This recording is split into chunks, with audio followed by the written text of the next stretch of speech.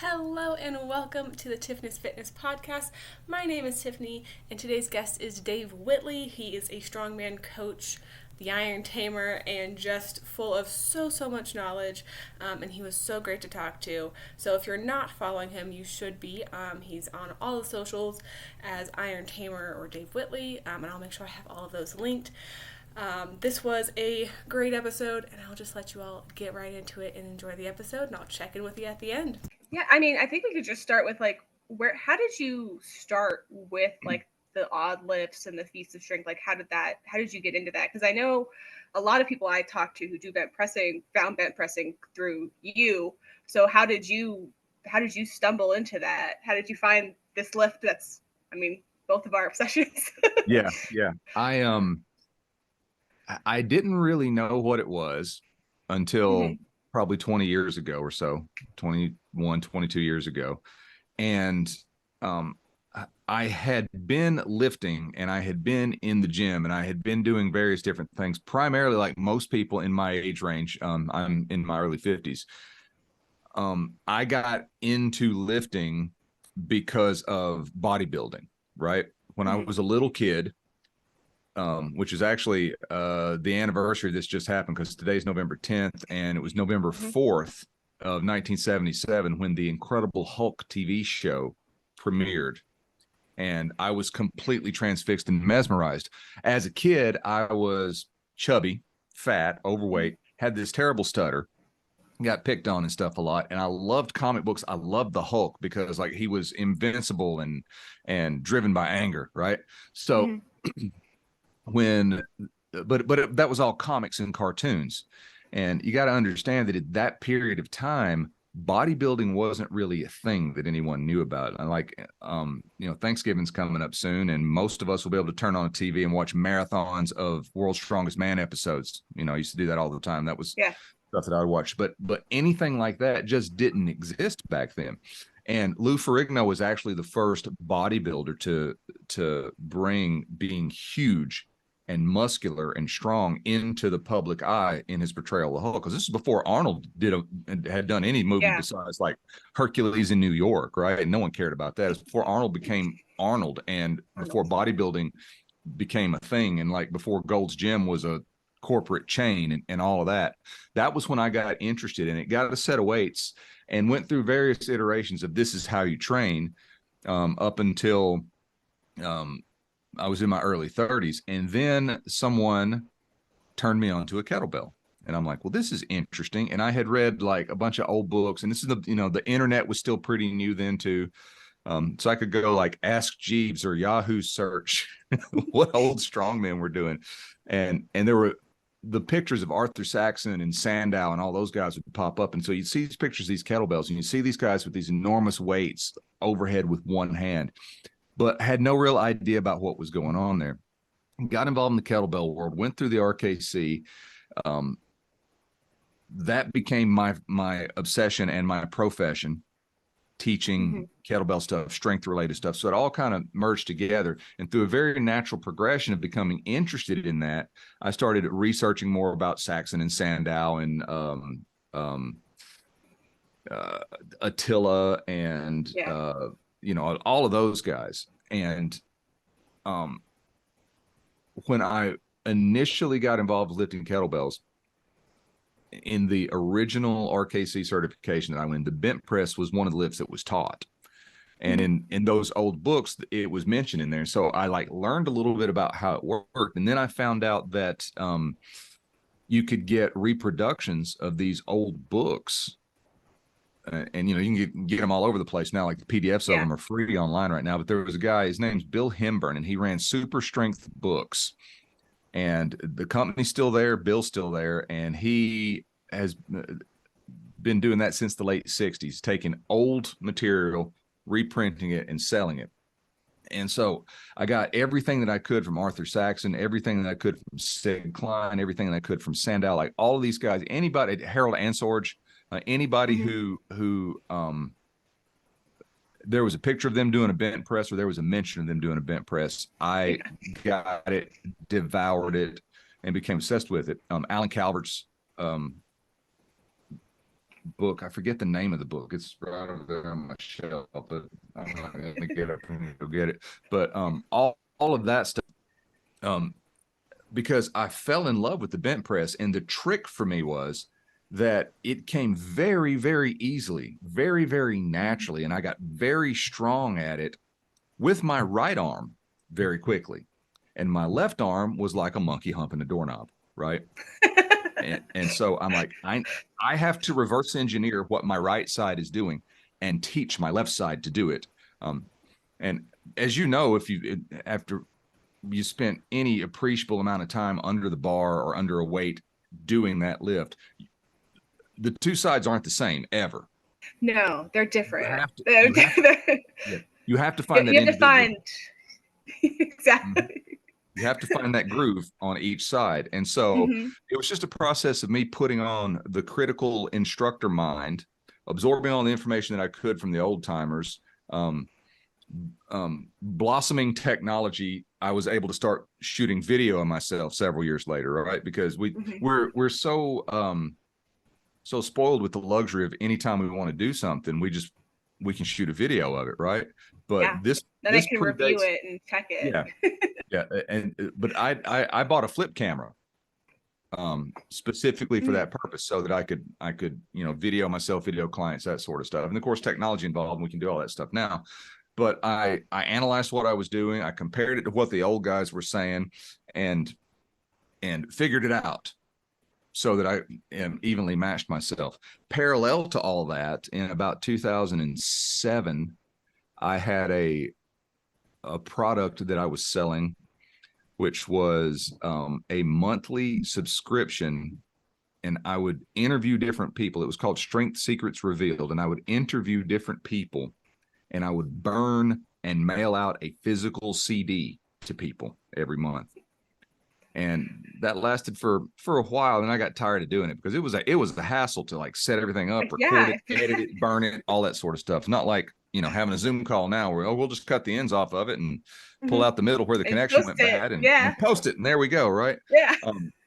But in doing that, I had previously made friends with Bud Jeffries, the legend who left us way too early a few years ago. And I attribute a lot of my understanding of how to get strong to Bud. I mean, there's 5 or 6 guys that I will never, ever say anything but good stuff about as far as their effect on me as a strength aficionado, strength performer, person pursuing strength, any of that. And Bud's definitely way up high on the list. Bud did an interview with me. And one of the things that I would do on those interviews is when I was talking to these people, because strong people tend to hang around strong people, is I would ask, do you know anybody else that might be a good fit for this show? And he said, have you interviewed Dennis yet? And I'm, who's Dennis? He said, Dennis Rogers. I didn't know anything about Dennis Rogers. He put me in contact with Dennis Rogers. For anybody who's listening or watching and doesn't know who Dennis Rogers is, he is, his birthday was actually yesterday. He's in his 60s now, but he is the most widely seen, probably most well-known and most successful performing strongman in history. He took the idea of being a performing strongman from the vaudeville sideshows way back in the day and put it on the main stage in the 90s and the 2000s and up until just a few years ago when he retired. But the first time that I saw anything from Dennis, I had contacted him at Bud's recommendation, and he said, yeah, I'll do the show. Let me send you some stuff so that you know what I do. Again, this is before YouTube, right? So he sends me some DVDs of him on stage, of him some teaching stuff. He had some like instructional materials that he sent back then on DVD, and I watched. And the very first thing that I recall seeing him do, and this is a guy who's he's like 5'7" or 5'8", and at the time he weighed probably 160 pounds. Very unassuming, very unimposing looking man when he walks into the room. He just looks like some dude's grandpa, right? But he took I believe it was a 10-inch adjustable wrench and bent it into a deep U shape. And I'm like, wait a minute, that doesn't make sense. I understand, but that doesn't make sense. And so so I interviewed him. He turned me on to Feats of Strength, and he's like, anytime you want to learn any of this stuff, just let me know, and I'm happy to help you. And that was in like 2006 or 2007. Fast forward to 2013, we are doing Old Time Strongman University workshops together, taking what he knew and his encyclopedic knowledge of the history of the game, the history of the performers, the history of how to perform. Like, I mean, he's literally a walking encyclopedia about that stuff, and bringing it into the modern age for new people to pursue these feats of strength and stuff. And we started doing these workshops together, and then he decided that I would be the guy that would carry on that stuff after he retired. And so back in 2020, we did our last Old Time Strongman University workshop together. He stepped down. He's the founder. He always will be. But he said, "You're the president now. Go do stuff with this." And then the pandemic hit. Yeah. Right? As it does. as has been known to happen. And so actually, thankfully, back just a couple months ago, back in August of this year, we did the first Old Time Strongman University workshop since Dennis got out of it. We did that down in Austin. It went over well, and he's very pleased and very happy about that. I turned into a full-time performer, doing feats of strength, doing the odd lifts, getting on stages, speaking in front of people. That was my thing up until, again, the pandemic hit and canceled my entire year. And I was already toying with the idea of online coaching with the book that I wrote called Superhuman You, as a personal development type thing. And it was based on the ideas of mental rehearsal, visualization, building confidence, all of the mental aspect of training directed towards something that wasn't just lifting or destroying something, but toward goal achieving, improving your business, improving your relationships, improving your general health, any of that kind of stuff. Because I saw that there were patterns there that all made sense, that some of those old guys like Arthur Saxon were saying essentially the same thing that someone like Napoleon Hill would be saying in Think and Grow Rich, just applied to a different end. One of the most important skills that I ever developed as an instructor of this sort of stuff, of anything really, is being able to recognize patterns. And what I mean by that is all you have to do is go online into a comment section or post something that is even slightly opinionated one way or the other on a lift, and you will get a bevy of responses. Some people are like, yes, 100% spot on. And some people are like, no, you're full of crap. And then they start arguing over the differences, right? Yeah. And that's fine. That's part of human nature. But if we get up from that seat on the table and walk around to the other side of the table and sit down and look at the situation from a different point of view, from a different perspective, and instead of looking at the differences that people are arguing over, let's look at the similarities that exist across various opinions, across various methodologies, across various different techniques. And in those similarities, we will find principles, and principles are eternal. They're universal law, right? So, for example, if we look at doing feats of strength, I can boil all feats of strength down, including lifting, to one simple concept, one simple idea. And that is, I'm going to approach this in such a way that allows me to take whatever is the strongest thing that I have, the strongest attribute that I have, and I'm going to direct that strongest part of me into the weakest point of whatever the feat is, right? So I'll utilize leverage to rip a deck of cards faster or whatever. And from bent press world that there's an alignment thing that goes on there, right? There's a vertical line that goes from the foot up to the weight, and that line adjusts as we go through the range of motion in it. But that is universal to any lift that we do. Yeah. Right. It from deadlift to snatch to bent press to whatever, right? And so it becomes this matter of there's a concept called the wedge. You're wedging yourself underneath the weight, right? Yes. And so the way I think about the bent press is we get the weight to the shoulder, we're starting to wedge under. As the body goes underneath it, the weight stays where it is, ideally. Yes, yeah. But hopefully. but we're wedging more of ourselves underneath it, right? And then we stand up with it because we've done that. Same with bending a piece of steel. I'm thinking, okay, what's the best leverage spot that I can be in with any given technique, and how can I address the steel in such a way that I'm able to use the maximum amount of power that I'm bringing to the table and put it into the absolute weakest point of the steel.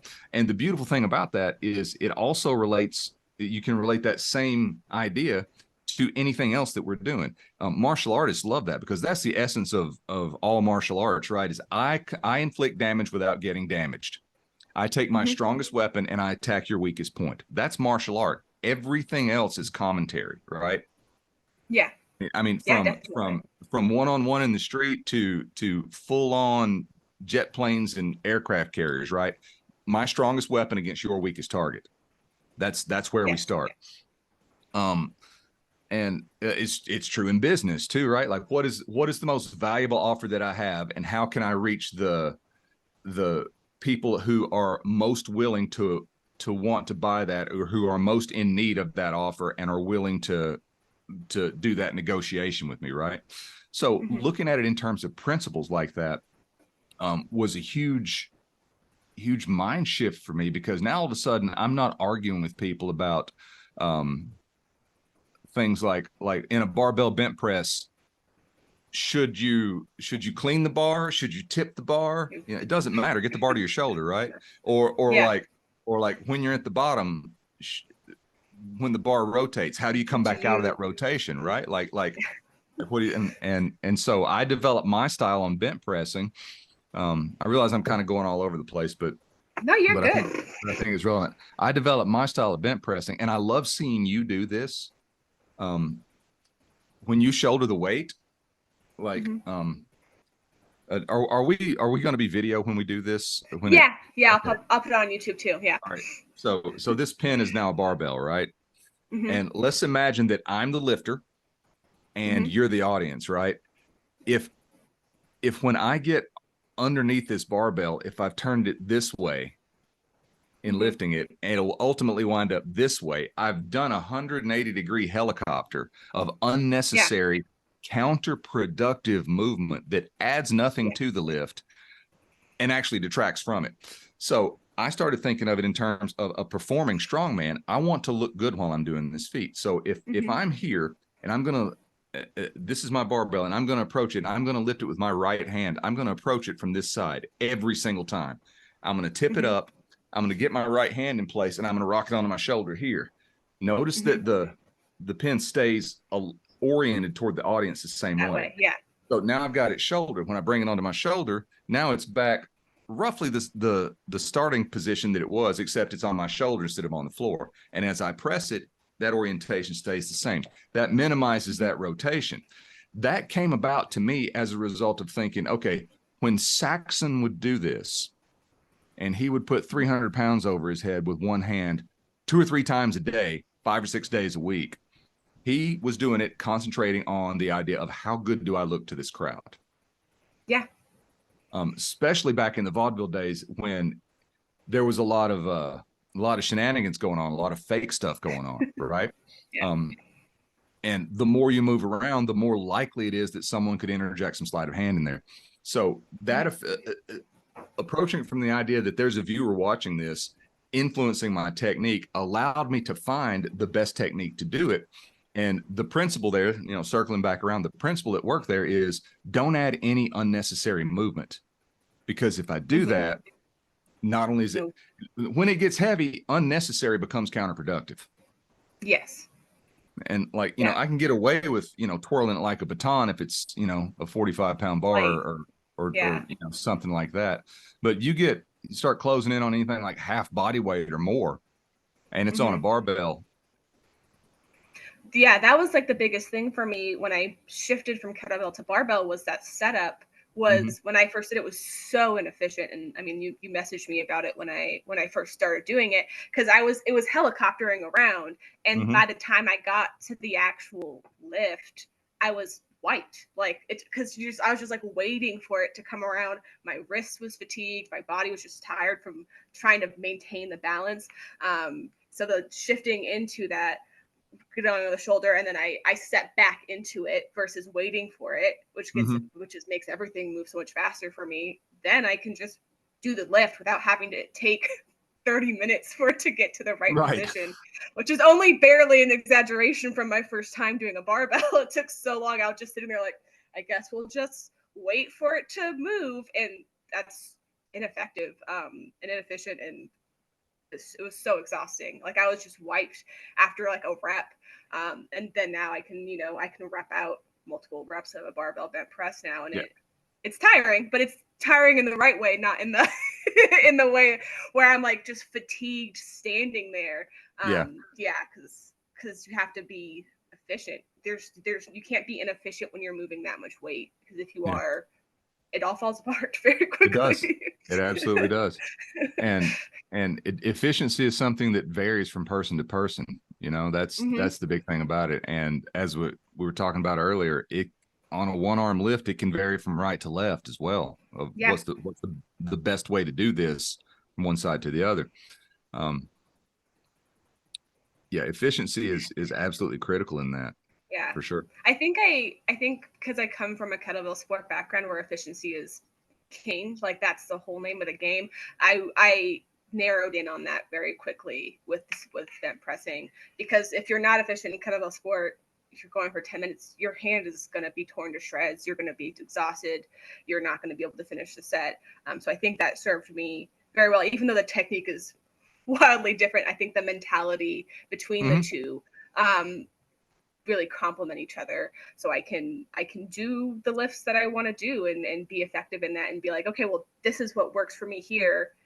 It's different, but I can take that efficiency and I can apply it to the lifts that I'm doing. And same thing with like my clients when they're learning their lifts as Yeah. well, which is And the game. That's what we efficiency.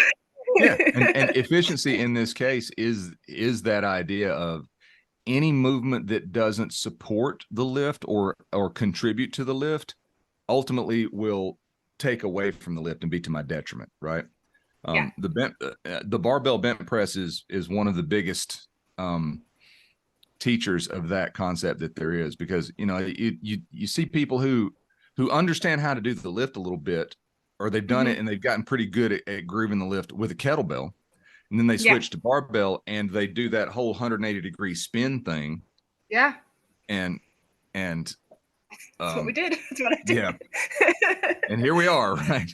Yeah, well, because that it took me months to get back to a 50K with the barbell, just because when the kettlebell, I think, very much lends itself to a bent press, because once you get here, it pulls you into the position, and you get sunk in. You're like, all right, let's go. Barbell does not want to do that. The barbell is like, I'm gonna wander off over here. If your wrist is not perfectly centered, if you don't have the stability, shenanigans are afoot. Yeah. So you have to make those adjustments, and it was a huge learning curve. Yeah, and I love using the kettlebell to teach that lift for that purpose, because it will ensure that the forearm is close to vertical, if not vertical. Depends on how heavy it gets. When you get a 68 kilo or an 80 kilo kettlebell hanging off the backside of your arm, your forearm will not be vertical. It just won't, because of the combined center of gravity and all that. And also, when it gets that heavy, it's time to move to a barbell, because you take 80 kilos and you put it in a kettlebell, and there's a spot right in the center of the forearm that it literally feels like someone's putting it over their knee and pulling on either end of your arm. Like that kettlebell is trying to go through there. And so and I don't like, and also finding access to kettlebells that heavy. I mean, you probably have that access. I had to do my 50K kettlebell bent press. I had to drive to Denver. Like I had to go find a gym that had that weight, and then I had to add magnets on it on top of it, because they only had 48.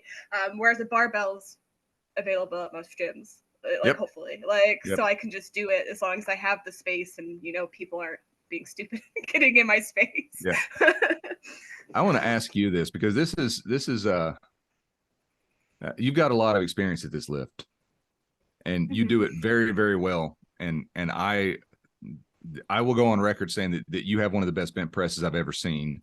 And I love that. I absolutely love that, because years ago, no one knew what it was. Right. And, so that is coming from, for what it's worth, the guy who literally wrote the book on the lift. Right. Yeah, I have it. I have the book that you read. So for all 85 people who actually purchased a copy of that book, this is my opinion, my observation on that. Right. When you do it, Mhm. You've obviously done it with the kettlebell a lot. You're Mhm. quite proficient at it with the barbell.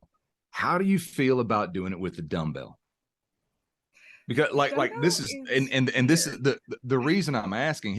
I remember years ago Mhm. seeing when Lee Haney won his 8th Mr. Olympia, right? Mhm. Arnold was there. And Mhm. Arnold, up until that point, he had won 7. He was the greatest bodybuilder of all time, won more Mr. Olympias than anybody, blah, blah, blah. Lee Haney came and broke that record immediately after Arnold's era. He was the next guy. And I remember seeing a photo in a muscle magazine of the two of them looking at each other, and you could tell the look in their eyes. The two of them were having a conversation that no one else could have because no one else had been where these two men had been before, right? Yeah. And so, to a much lesser degree, talking about how much time we've spent collectively, you and me, underneath the weight doing the bent press. I've been doing it for 20 years. I want to know from someone who has reached the level of proficiency that you have, how you feel about the various different implements, specifically the dumbbell. The dumbbell is tricky. I've definitely the least amount of experience with the dumbbell. That's like one that I've recently added into my repertoire. Uh, Getting it into position is so hard for me.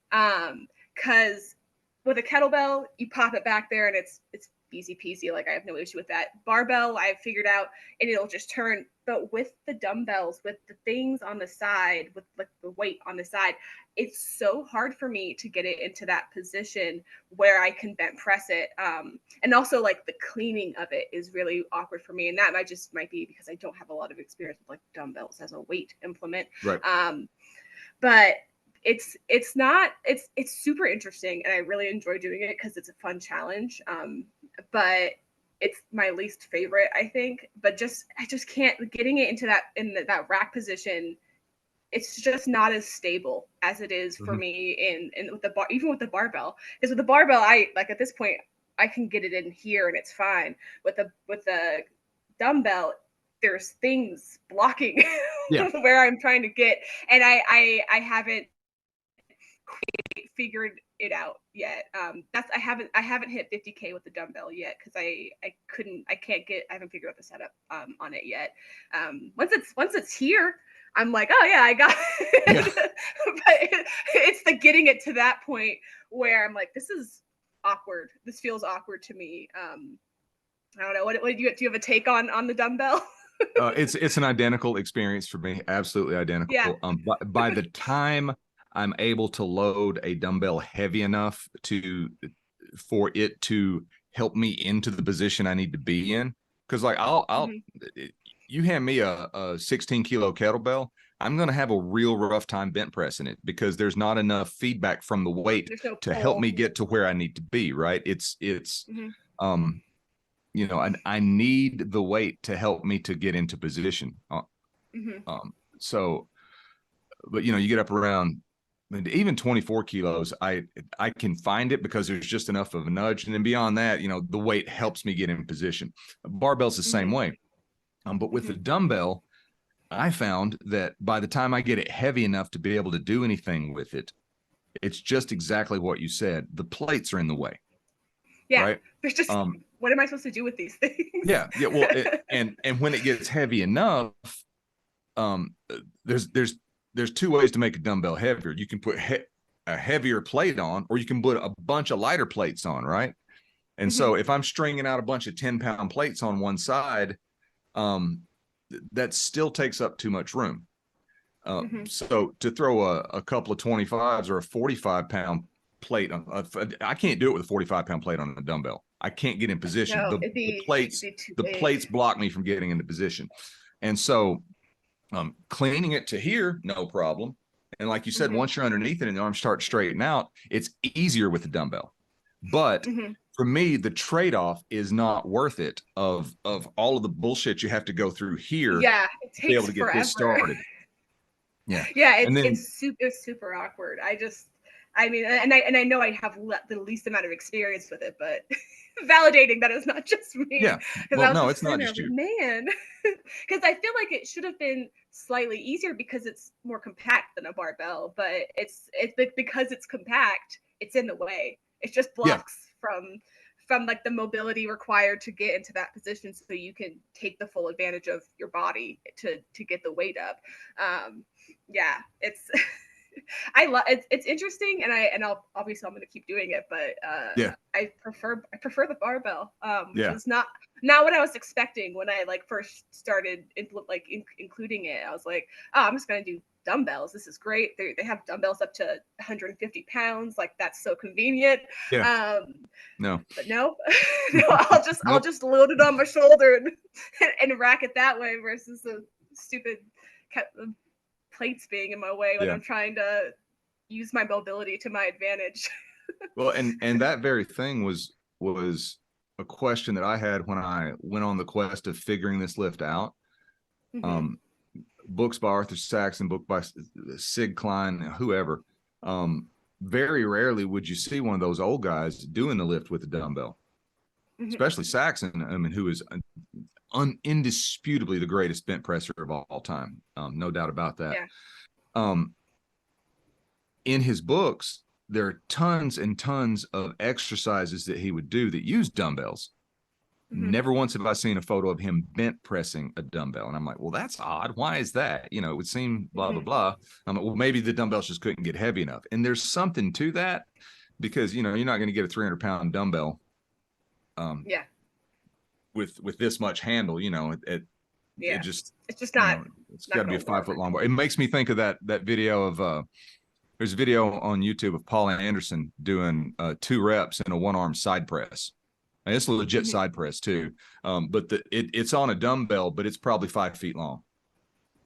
And he just kind of barely a kicks it up in dumbbell. position, and he just does this a couple times. But he's been over it at least 45 degrees. But yeah, seeing those pictures of Saxon, I was always like, why is he never using dumbbell doing this? And eventually I figured it out one day. It's exactly the thing we're talking about. He didn't have room to. Yeah, it's just the space it's just not as functional and efficient. And when, especially with weights that he was moving, Oh yeah, you have to be efficient. It's a waste of energy. And if you're putting up 368 pounds or something. well, the record that he did officially was 370. There's some unofficial evidence. There's some evidence that he got over 4 up,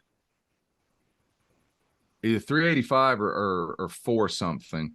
But like there was some discrepancy on the. Mm-hmm. I believe it's a discrepancy on the recording of it, you know, the documentation of it, not on the actual performance of the lift. I had a conversation with Bill Hemburn about that once a long time ago, and I've forgotten the details about it, but definitely authenticated multiple witnesses, 370 pounds with one hand, which is just, it's like, how you gonna do that with a dumbbell? Like, yeah, it's incomprehensible. To try to wrap your mind around that, stick a barbell in a power rack at the position that you would need to be in, and load it with half that. Load it with 200 pounds, right? And pick it up and just feel what's going on with it, right? I managed to at 315, I have managed to break it off the pins like that before, but at no point was I in control of the weight. It's like it was breaking off the pins and it falls over, right? So all of the stuff that you were talking about earlier that takes you 30 minutes to get to that point, you know, just to try to wrap my mind around, okay, I'm going to go through that entire process and I'm going to do it with nearly double my body weight. It's insanity. Yeah. It's just it's all like, it's so crazy that he did that like that far, and like it's never been broken like that. Like he's held it, and I can't imagine. I don't even imagine how anyone could. Like, no, it's an unbelievable feat of strength. It's the coolest thing ever. If there hasn't been already, someone will put more weight than that overhead with one hand at some point. I know that guys like Brian Shaw and Eddie Hall and all those guys, Thor Bjornsson, they do their circus dumbbell push press thing. And I'm not sure what the world record is in that or anything like that. But someone like that will most likely put more than 370 pounds overhead with one hand. But whoever does it will probably weigh in excess of 400 pounds themselves. Yeah. Yeah. It won't be, still makes it a phenomenal feat. But Saxon was like 200 pounds. Yeah. Yeah. You know, and more often than not, if you find a 200-pound guy who doesn't train or trains as a hobby, just to kind of stay fit, 370 pounds is a great deadlift for a guy at that weight, just an average population walking around, someone who's not obsessed with strength. So it's mind bending to think about the stuff that he would do. And then the two ends anyhow at 448, the barbell in that was a 336-pound barbell, right? No. Yeah, his two ends anyhow 448 and a half record is a 112 and a half pound kettlebell and a 336-pound barbell. The half pound I may be off on one implement versus the other. Yeah. But who cares? That's wild. I know. Who cares at all? Like that's incredible. Oh yeah. Man, and we need to bring back the old-timey circuses in vaudeville. That'd be great. I would be great for it with the juggling and the bent pressing. I'm ready for it. That's all I do is circus acts. yeah, and that's one of the things that appeals to me about all the content that I see, especially on Instagram, is this girl needs to be on a stage. So we need to get you bending, stealing, ripping cards, and doing stuff like that. That would be great. That'd be really cool. How? Like, because I know you do like those like on stage, you do the feats of strength. How is that different from like a competition setting, or like how you train for that? Like, how do you prepare to do those feats of strength like in a public environment like that? I'm gonna go with the other question first. How is it different from competition? Yeah. How is the performing strongman different than the competitive strongman? Competitive strongman is what most people are going to be familiar with. It's Brian Shaw, Eddie Hall, and then you go back in time and you wind up with, Bill Kazmaier and, all of those guys and everyone through the years who's done that. If you go back and watch some of those initial World's Strongest Man competitions that happened in the late 70s and early 80s, you'll see Lou Ferrigno, the Incredible Hulk, on there. You'll see Franco Columbu on there, who was Arnold's training partner, two-time Mr. Olympia himself. There's actually there's video of it. I don't recommend that anybody actually go seek this out and watch it. But Franco won the Mr. Olympia like the year after the movie Pumping Iron. And then he competed in the World's Strongest Man stuff. And one of the events was like 50-meter sprint with a refrigerator on your back. Like they were just making stuff up back then, right? And in the midst of that event, he put his foot down and he kind of zigged when he should have zagged, and his knee exploded, and that put him out for years. He had to get surgery and rehab, and then he actually came back and competed again after that and won a controversial win at Mr. Olympia. But he still competed. He still got in great shape, and he was still super strong. So that is that's the interesting piece of the evolution. It's like there were the old time performers in late 1800s, early 1900s, vaudeville acts on stage doing, 15, 20-minute shows along with singers and dancers and comedians and animal trainers and magicians and all of that sort of stuff. And it was a variety show because it was obviously there was no internet. There was no TV. A lot of homes didn't even have radios. So if you wanted entertainment, you went out and you went to the theater and you saw live entertainment. And vaudeville was one of those things. The movies, when motion pictures became a thing, pretty well killed that. That was, like W.C. Fields, actor from the 1930s or whenever it was. He was a vaudeville entertainer for many, many years, and then vaudeville died, and he took what he knew about vaudeville and put it into the movies and became one of the top comedians of the day back, way back in the black and white era. So that's where the roots of it are. And then it kind of just disappeared for the longest time. And then I credit Ferrigno and Arnold and all of those guys who brought bodybuilding into the forefront in the late 70s and early 80s with bringing competition as a strongman into play as well. I mean, there was Olympic lifting, there was powerlifting that was happening all through there. So strongman as a sport evolved quite a bit from those early days with these guys running with refrigerators up to what it is now, where you have a pretty standard list of events, and the competitors is, and I've never competed. I'm not expert on this. So if I make a mistake, then I made a mistake in talking about this.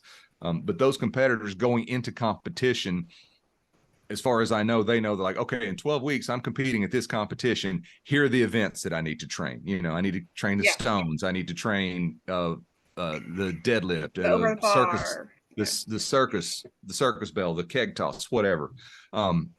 So much like the UFC, which was just the wild, wild west when it started, it's evolved into something that has become easier to judge, I think, is the main thing. Yeah, standardized. You know, and standardized and safer. You know, I think that Franco's knee thing was a big wake up call. In around that same time, one of the events was bending a 5/8 by 4 feet long steel bar, which is really hilarious for me to watch these guys that I know are super strong, but didn't have a freaking clue about technique on how to bend a bar. When I go back and watch those old clips and they're trying to bend these bars, I'm like, if you would just do this with your hands, the thing would melt and you could tie it into a Christmas knot, you know, into a Christmas ribbon. But they just didn't know what they didn't know. Watching CrossFitters doing long cycle. I'm just like, well, if you just brought your elbows down, it would be so much better. If you would rack somewhere besides here with those cattle balls, it would. So yeah, the strongman competitions back in those days had a lot in common with some of the earlier CrossFit stuff too, you know. So that's a sport, and it's become established, and it is what it is. And like, if you're born in Iceland, you're pretty well destined to be the person who rules the world. I think. That's what they were built for at this point. So the performing aspect of it started in vaudeville as entertainment, and then pretty well died, except for the occasional, you know, circus stuff. You can go back and find video of like Valentin Dikul. Are you familiar with him and his stuff? No. Russian circus strongman, chiropractor. Some of his stuff. Who does the big ball juggler? Okay, then I do know who he is. And like in that old footage of him, he's got like these giant gold kettlebells, and he looks like like he's got hair and beard. He kind of looks like a swole Zach Galifianakis, right? Yes. So there were guys like him that were doing that sort of stuff, and you know, and in Russia, I don't think it ever went away. I think that everybody always just knew what kettlebells were and all that sort of stuff then, because after kettlebells became a thing here, a few years later, people started, there's competitions for this. And then Fedorenko showed up. He had just moved here. And I don't know if you've ever watched Valery Fedorenko lift or been around him or anything like that. He's a national treasure. He is. Yeah. All you have to, you can pull up a video of him doing any of the three main competitive lifts, watch 3 or 4 reps of each one, and you've seen everything he's got. Because every rep is exactly the same. And, you know, he was setting world records when he was 19, 20 years old, that sort of stuff. So somewhere in there, this spark of a thing of the performing strongman stayed alive. Most notably through a guy named the Mighty Atom. Are you familiar with the Mighty Atom? Yes. Yeah. Joseph Greenstein was his name. There's a book about him. Fascinating human being. He's born in Poland in the late 1800s to the poorest family in a poor village, and he was born like 6 weeks premature, and doctors said he wouldn't make it to be, you know, he was going to die sometime in the next few days, and after he does, we'll give you this money to take the body and examine it, right, of this little infant that they put in a shoebox. He had lung trouble. He didn't die. He had lung issues and breathing trouble, and was told, well, he's never going to make it to 18 years old, you know. So he's just this frail little boy. And according to the book, and according to people that I've actually talked to that knew the guy, So it's as authenticated as it can be. At about age of 13 or 14, he ran away and joined the circus. And he connected up with this guy who was a wrestler and performing strongman. And the guy taught him breathing exercises, which is just fundamentally fascinating to me, because I've got a whole period of my life when I've been obsessed with breath work and breathing exercises and Wim Hof and Qigong and meditation and all of that stuff. Like, I could go on for days about that in incoherent rambling as well. But he cured himself of whatever the condition was through these breathing exercises. And Valenko taught him how to make himself healthy first and then strong. And eventually he became a vaudeville performer in the 20s and 30s. Had a protege, a guy named Slim the Hammerman, from Pottstown, Pennsylvania. Mighty Atom died in 1977 at the age of, I think, 84. Sounds about right. And I have been fortunate enough to meet two of his sons, one of whom was on America's Got Talent at age 93, pulling a car with his teeth. His son, Mike. Yeah. Mike died 7 or 8 years ago, maybe 10 years ago. But I got to sit down and talk to him and have conversations with him about his dad. That was awesome. His brother Jerry, still around. I haven't talked to him in a long time, but his grandson Stephen is a filmmaker, and he made a movie about the Mighty Atom, well worth finding and watching. And then the Atom's protege, Slim the Hammerman, he died. When did he die? 2 years ago, 3 years ago. Post COVID, so sometime between when COVID hit and now. I want to say 21 was when he died. He was the guy that taught Dennis Rogers, who taught me. So having some martial arts background in me, I'm proud of that as a lineage, that I can trace that back to the Mighty Atom, right? And I have several mementos from both of those guys. One of which, where is it? This is sitting right over here somewhere. There it is. This is a gift to me from Slim the Hammerman. It's a vial of the Mighty Atom's hair. One of the things, the Atom didn't cut his hair. His hair was long, and some of the feats that he would do involved rigging his hair up in such a way that he would, hundreds of times he pulled cars and trucks and fire engines and stuff like that with his hair. On 2 different documented occasions, he stopped an airplane from taking off with his hair. Wow. Man, I wanted to know what conditioner he was using. It was some strong, and the interesting thing about him is he took that, and he took his ability to connect with people and his fascination with health and wellness and everything related to that, and he created supplement lines. He created things like natural soaps and natural deodorants and things like that. And so one of the things that he would do is he would do these hair feats. He would set up at like the farmer's market, and he would sit there, and if the crowd started getting a little thin while he was talking or whatever, he would pick up a nail or a horseshoe, maybe start wrapping it up and just holding it while he was talking, and the crowd would gather up. And if the crowd got big enough, and this is what his son Mike told me, he would set it down and start selling and never do anything, and not do the feat. If the crowd didn't get big enough, he would do the feat, and then more people would come, and then he could sell the thing. But he would do hair feats, and he would brush his hair, and when his hair would come out, he would just toss it in a box. And for whatever OCD reason, that box never got thrown away. It belonged to Slim the Hammerman, and Slim sent me that as a gift years ago.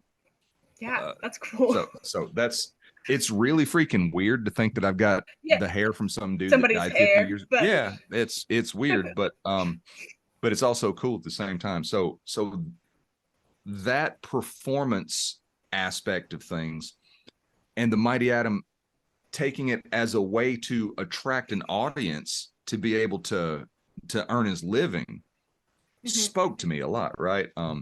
He taught Slim. Slim was a pure performer. He didn't speak on stage. He went out, he had an announcer. He would do between 12 and 15 feats, usually one at the top of each minute. And he would do a 20-minute or so show, leverage lifting, sledgehammers, that sort of stuff. Again, I could go on and on about Slim too. I had the very fortunate experience to several times to be one-on-one with Slim at his house where he trained and have his eye on me, which is just indescribably awesome. And like I said, I could go on for days about that. But he taught Dennis, and Dennis's idea. Dennis came from a background of, he was a world champion arm wrestler. Mm-hmm. And so he knew that if he could take those same feats of strength and get on a stage, but add into it a message about personal empowerment, about the way the mind mm-hmm. works. And Dennis took it in the direction of a ministry as well, mm-hmm. Which is not what I do, but you know, that's a very valid thing to do with that. Yeah. Dennis was the guy that taught me, okay, you can do these feats and you can be really strong, and that's awesome. But if you learn to speak and learn to tell stories and learn to get people engaged in it, more good comes from it, because you're able to connect with them on a way that's not just purely visual. You're able to connect with them on a way where you're having a transference of thought now. You're able to connect with them on a way that inspires them more, and they can say to themselves, okay, this guy can do this amazing thing. I can go start this new business, or I can go ask out that person that I've been too afraid to and too shy to talk to, or whatever. Right. I can bet on me. That was like the things, like, I want people to leave my show. This is what Dennis said. I want people to leave my show believing in themselves more than they did when they came in, because of something that they saw me do. And so that's what I call the impression of increase, right? That which comes from Wallace Wattles' books, The Science of Getting Rich. The impression of increase. In each interaction, I'm going to give you more in value than you paid for from me, right?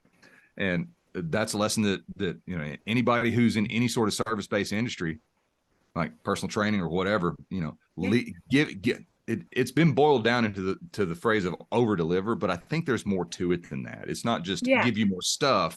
It's like help you see that you are more than you thought you were. Yeah. Because I can give you more stuff. I can stay an extra 10 minutes after a session. I can give you, you know, a free book or whatever like that. And that's great. But if at the end of a conversation, you come away feeling better about you, that you've managed to uncover something about yourself just based on being around somebody else, that's what it's really all about for me. And so that's where I decided. Yeah, that's my favorite part of training. Yeah. Is that like when they start to believe, like I can program all day, you know, whatever, make them stronger, but getting them to feel like they can do it, like without having me there, like knowing that, like, whenever they move on from training with me, that they can keep going and keep being strong and keep believing in themselves and pushing themselves. Like, that's the coolest part of coaching people, is like when you get that moment and they click and you're like, yeah, no, I know that you've got this, and that you know that you've got this, and that's the coolest thing ever. Like, that's my favorite part. It really is, especially when it happens in such a way that they're like, that wasn't as hard as I thought it would be. Mm-hmm. What you're saying when you're saying that wasn't as hard as I thought it would be, if we get up and move to that other seat on the table again, and change the perspective on it, what you're actually saying is, I am stronger than I thought I was. Mm-hmm. I did not give myself enough credit in my own capabilities. And the cool thing about training people or working with people on getting stronger is it's immediate and it's measurable, right? And well, if that's true of you, that, you know, maybe you thought you could deadlift 135 pounds, but you can actually deadlift 155 and you didn't know it, right? What else is there in there that you don't know about yourself? That if you just take one extra step, what's going to happen there, you know? But push a little further, see where those limits are, maybe step over the line a little bit. It's so valuable finding that where you can push yourself and helping your clients and helping them to be their best version of themselves, whether or not it's with training, but like just like in life, like that's the best part of the job. Really. Well, and like one of the things that I'd regularly talk about on stage, I'm going to unblur my background here. just so this doesn't disappear. My wall behind me is a dry erase board.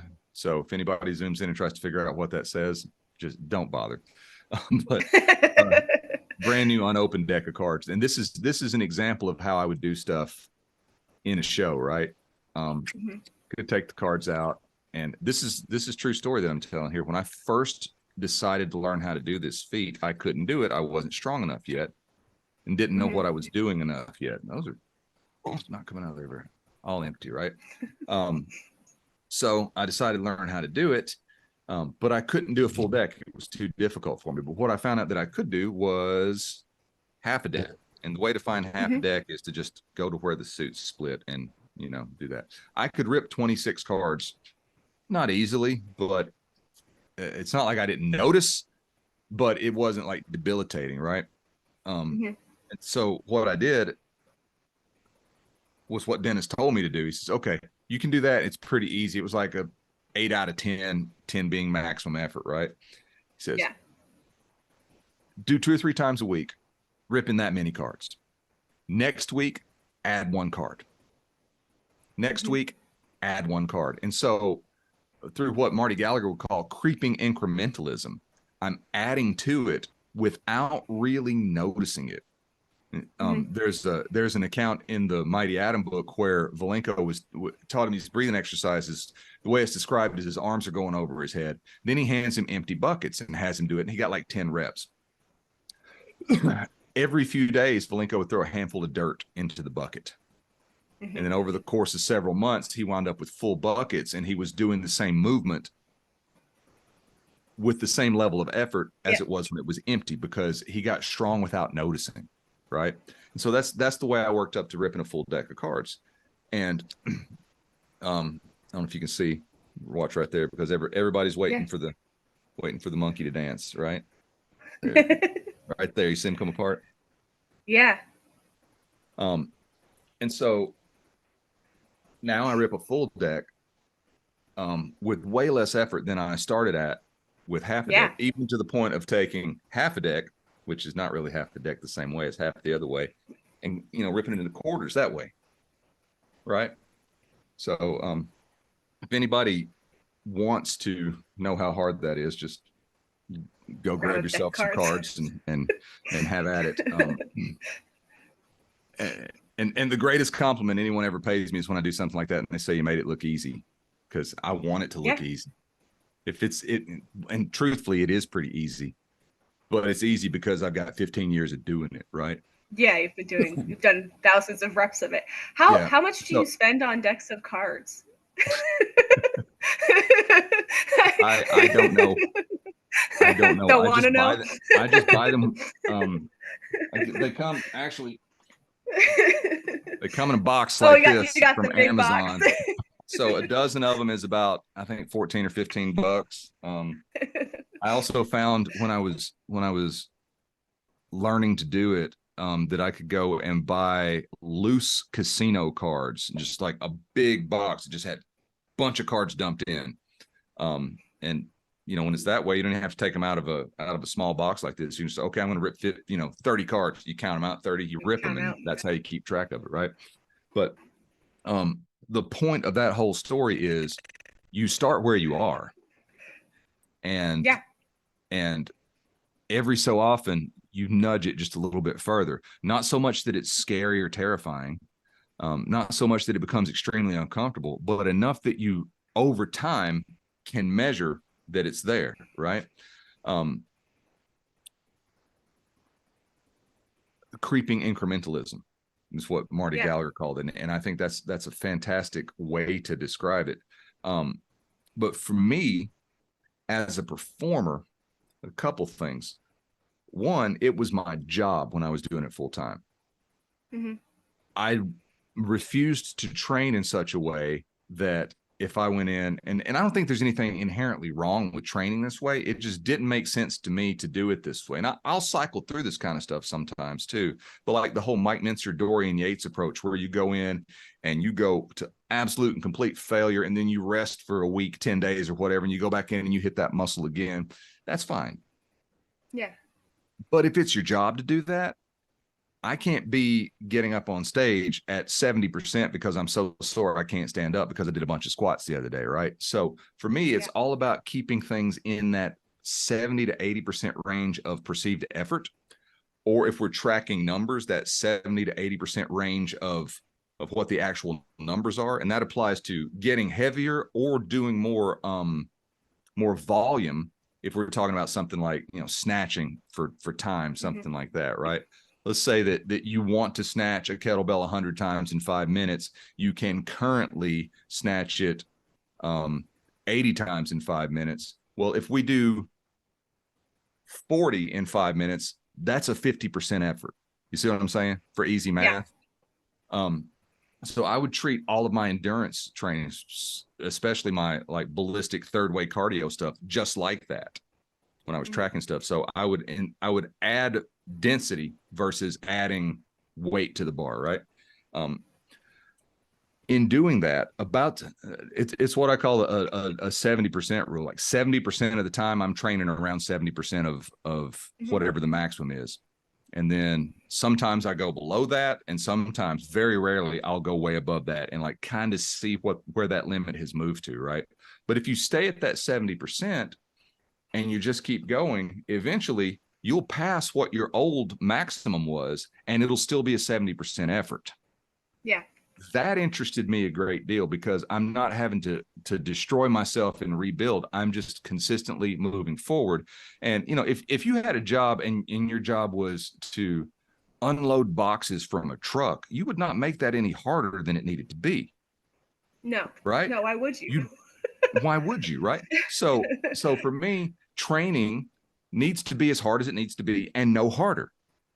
Because again, if it's harder than it needs to be, you reach a point of diminishing returns, just like we were talking about with extraneous movement in the bench press, right? At a certain point, it becomes unnecessary. And then if you pursue it past that, unnecessary becomes counterproductive. Yeah. Right. Yeah.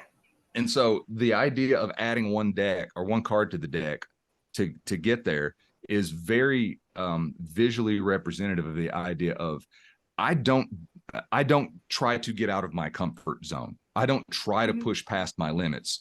And I find it comical whenever someone says, I pushed past my limit today in my training, and they're trying to be all, hardcore and everything like that. I'm like, well, how's your injury? Well, I didn't get injury. Well, then you didn't push past the limit. Because by definition, if you exceed a limit, something breaks by definition, right? Well, the limit wasn't in your body. The limit, it was in what you thought you were capable of. And you bumped up against it, right? So we can do that. And a lot of people have been fairly successful hitting that limit, and then it expands. But eventually there's going to be one day that you're going to step a little bit over that line and something's going to break. And I ain't got time for that, right? So for me, it's not the idea of getting out of the comfort zone. It's the idea of where's the limit? It's way over there. I'm just going to move toward it a little bit and move toward it a little bit. And eventually it becomes the expansion of the comfort zone rather than breaking out of it. Right. So if it used to be that snatching 100 reps in 5 minutes was, I could do that, but I could not, but I couldn't do 101. And that was my true limit. And now I can do 120 in 6 minutes, or I can do 110 in 5 minutes. And it still feels the same as 80 did back when 100 was my maximum, then that's measurable progress. And again, that's something that we can pull that principle out and we can apply it to anything else that we want to do too. So train as hard as you need to, but no harder. Recover as much as you need to, but no more. Right? Definitely. That's the trick with like when I'm training like heavy bench pressing is like, how do I complement this and continue to work hard, but also not go over that limit? I found very quickly when I was trying to train heavy bench press work, and I was trying to train like biathlon jerks and kettlebell sport, and I was like, this is over the limit. Like I did hurt myself. I was exhausted all of the time. It's like, all right, well, I got to step back. I have to reassess. Yeah. You can't do it all. You gotta, especially now that I'm in my 30s, like you gotta make choices and be smart so you can do the things that you want to do and function the way that you want to function. And here's a fascinating thing about that. You had that realization. And from the way you described it, you pushed it, and then your body one day said, stop it, right? Oh yeah. And the get out of the comfort zone mentality would have been like, oh, I've got to ignore what my mind says. It's trying to tell me to stop. I've got to David Goggins my way through this thing, right?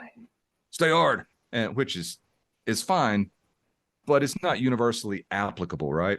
So what you did is you shifted, you paid attention to what your body was saying, and now you are exceptionally good at both disciplines. Whereas someone who hits that spot and they're like, oh, I'm just going to push through, they are exceptionally good at being injured because that's what they have more reps at, right? So it's you know, we have to keep in mind that there was a time when everything that you and I are talking about was referred to as physical culture, right? Not lifting, not swollenness, not being jacked, not staying hard. It was physical culture. And if you treat it that way as a holistic approach to health, strength, wellness, happiness, right? It's hard to be happy when you messed up your shoulder. Yeah. Right. Yeah. It's frustrating. Yeah. You use your shoulder for a lot more than you think until you, and then you tweak it and you're like, oh man. Yeah. Yeah. It's all connected. You gotta, be smart and listen to what your body says and honor it. Because if you don't, absolutely, it will come back and kick your ass for it. It will. It totally will. One of the biggest influences on my thinking in that regard is Adam Glass. Do you know Adam? I recognize the name. I feel like I probably do. He used to be very visible on Instagram. He hasn't done much lately because I'm not making this up, because he became a goat farmer, and and that apparently takes a lot of time. But he is pound for pound one of the strongest people in all of human history. And I'm not saying that as an exaggeration. You familiar with pinch gripping, right? Yeah. Right. Plate curls, where you hold a plate like this way. He does reps with a 45-pound plate. Yeah. Pinch grip pull-ups, pinch grip muscle ups on a special bar that rotates the pinch. Which is phenomenal enough, but he was also, at the time he was doing that, he's about 6'2", and he was weighing 195, 200 pounds doing that kind of stuff. Which is, for reference, just like go in your basement or your attic where you have some rafters and hold them this way and just try to pick your feet up off the ground, see what happens. Right. On the floor. So it was Adam and another guy named Frankie Ferris, who was friends with Adam. They both greatly influenced me in this idea of expanding the comfort zone. Also Paul McElroy from the Amazing 12 from Belfast. The idea of expanding the comfort zone. I'm paraphrasing like my own interpretation of what I got from Adam and Frankie. I'm going to put it together here, but the idea, you said something about listening to your body earlier. Yes, absolutely. It typically goes like this. Let's say I'm doing a set of presses, right? And I'm just regular one-arm presses. And the piece of paper says 5. So I'm going to do 5, right? And I get to rep 3 and I'm like, that was a little weird, but it's only 2 more reps. And this is my last set. Oh yeah. That's still weird. Okay. There's 4. Oh no, my shoulder's broken now, right? Something happened. Something happened. And now I have whatever this period of time off is for it to heal. And then I got to start training again to get it back to strong. I should have listened to my body, because my body, my shoulder was literally screaming at me. No, stop, don't. No, stop, don't. It's screaming at me, right? So if I'm smart, I don't repeat that pattern again, right? I go back in once it's healed up and I'm doing it. and the piece of paper says 5, right? Mm-hmm.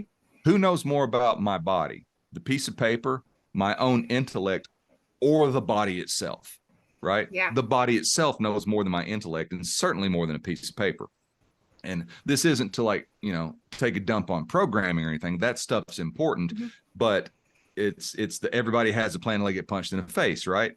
If you're in the middle of the set and your shoulders start saying, hey, you need to stop this set on rep 3, and you're going to take it, you know, you're supposed to go to rep 5, put the weight down. Yeah.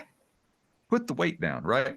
Because the purpose here is to get stronger, not to be strong right now, right? Yeah. That's important, but it's to get stronger. And so, like, the dumb person will get to that 3rd rep again and try to power through, and they'll get hurt again, and that's their life.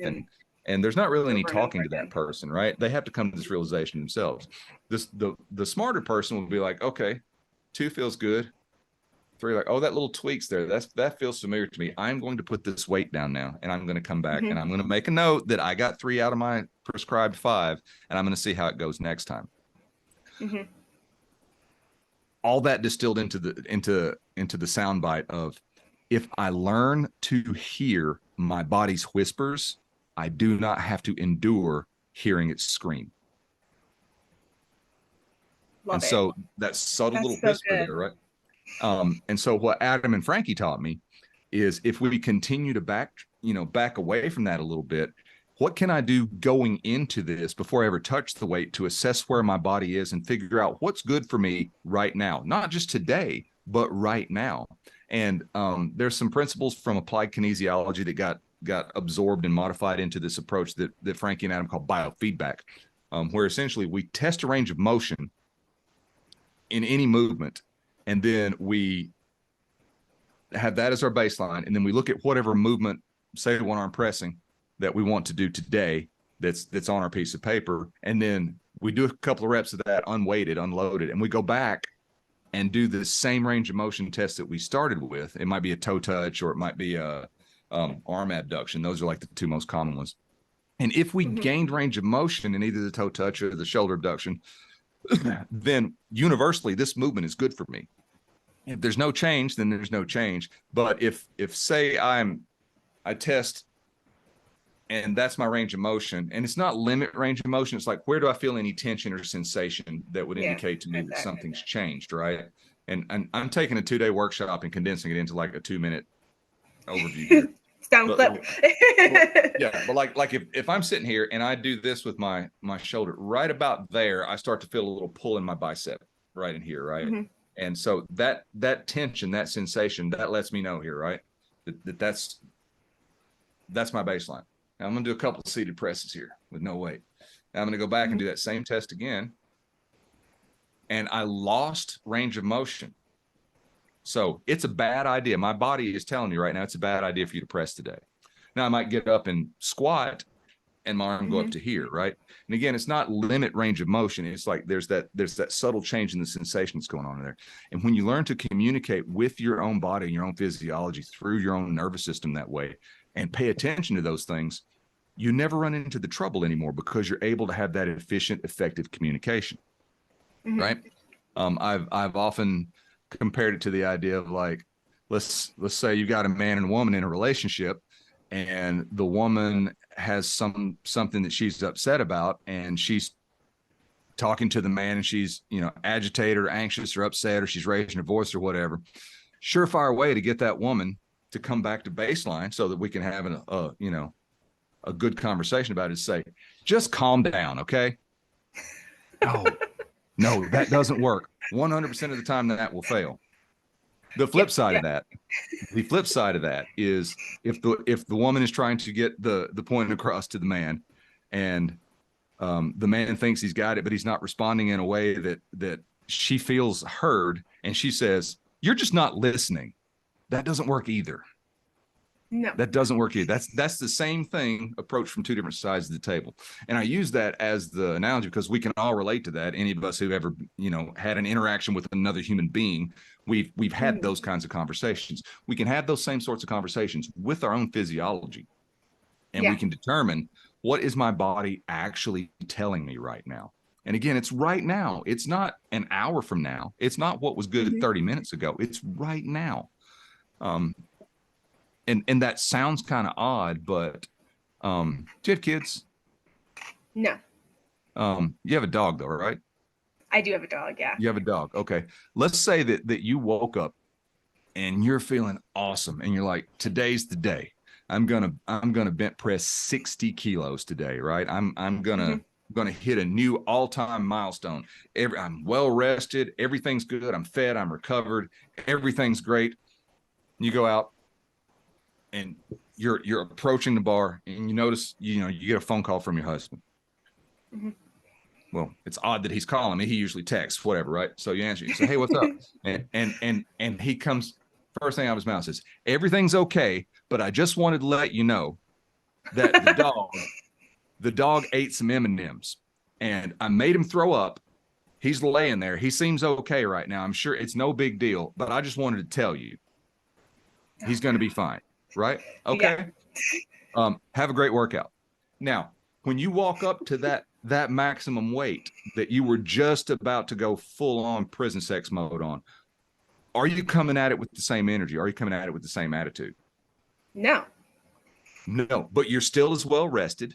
You're still as well fed. You're still as well recovered. Everything physiologically is the same, except it's not, because neurologically there's some different stuff going on there now because you've been emotionally impacted by this. And so the idea that things can change minute to minute in what's the best thing for me to be doing right now. Like if that happened to me, I probably would skip the workout. I know we're supposed to be all like super hardcore and everything like that, but I can bench press tomorrow. My dog ate a bag of M&Ms. I need to go be on top of what's going on there, right? So all of that to say, this idea of the expansion of the comfort zone to engulf the old limit rather than ramming up against that limit, trying to knock that wall down. I would much rather infiltrate my strength that way than try to force it. That's another one you hear too. It's like, oh, I'm going to go do this. I'm going to force my body to adapt. Newsflash, adaptation does not have an off switch. Whatever you're doing right now, you're adapting to it. Yeah. Let's think about the person who has a desk job and has been sedentary their whole life and they've never gone to the gym. And then after 25 or 30 years of sitting at a desk, they're like, it hurts to move. I'm overweight. Don't like how I feel. Don't like how I look. I'm going to go to the gym.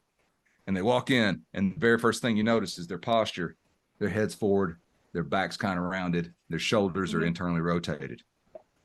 What kind of trainer do you? Never trained. What do you do for a living? Well, I sit and type at a computer and I drive my car and I sit on the couch and then I go to sleep and then I get up and I repeat the whole thing. I've got 30 years of countless hundreds of millions of reps of being in this position, and my body, my physiology has molded itself around that activity.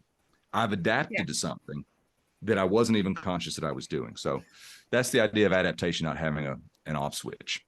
So we can just choose what the stimulus is going to be based on what the adaptation that we want is, and then stay comfortable doing it and do it for a long time. Yeah. And that's the way. That's the way to do it. Then you can keep doing it forever. Exactly. Well, I think I've taken up enough of your time. Sure. How can people find you and work with you? Like where can we find you on the internet?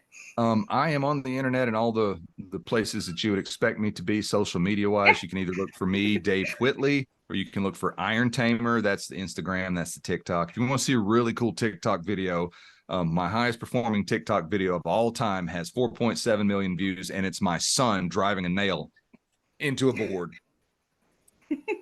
Doesn't completely penetrate the board, doesn't go all the way through, but it sticks in the board, and he's 4 years old when it happens. So go check that out. Yeah, that's good. Yeah, we'll have a link it so people can find it easily. Yeah. So there's that.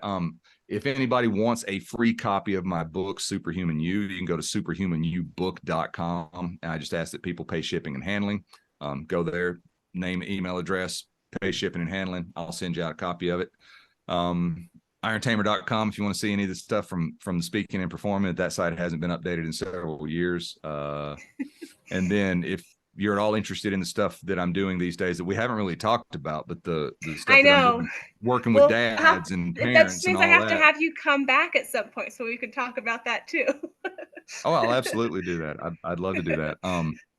And that is theadvancingmanproject.com. Mm-hmm. So Yeah. I'm all over the place. Yeah, it's great. I'll have it all linked so people can find you. I so appreciate you coming on and talking to me. This is so cool. And also really nice to like talk to you like face to face, because I feel like we've chatted quite a bit over the years through Instagram. This is a really cool, really cool. So thank you so much for coming on. I'll make sure all your stuff is linked, and thanks so much for listening, and we'll hear you next time. Bye. I appreciate you having me on. And that was my episode with Dave Whitley. I hope you all enjoyed listening as much as I enjoyed recording this episode. We have links on links on links in the show notes this week. He's doing so much cool stuff that we didn't even get to touch on during this episode.